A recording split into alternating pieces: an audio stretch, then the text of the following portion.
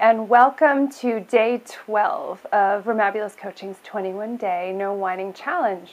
So today I was listening to a book on tape in the car, which is something I often do. Huge, great tip to use if you have a tendency to be a whiner in the car. I actually like traffic a little bit now if I get a really good book that I enjoy. Or I'll take a slightly longer route for an errand if it's a really good one. I highly recommend Daniel Silva on audio. But anyway, today that's not what I was listening to. I was listening to Esther and Jerry Hicks' The Astonishing Power of Emotions, which I think is a really, really helpful book to consider in the context of whining or things that become difficult. And they discussed a really subtle concept called upstream and downstream thinking.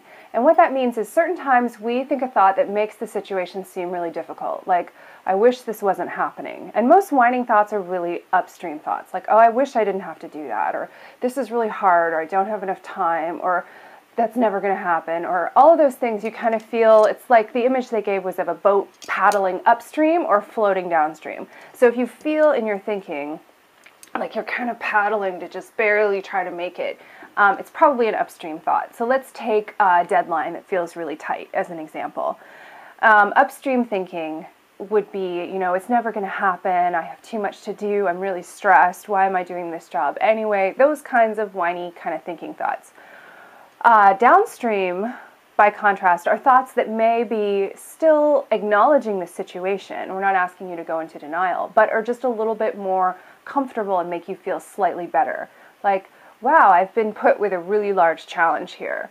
Or, I have the resources to get this done, but it's going to be very difficult. Or, I'm open to figuring out how to get this done on time. Or, I'd really like to get some help because it's going to be difficult for me to do this by myself.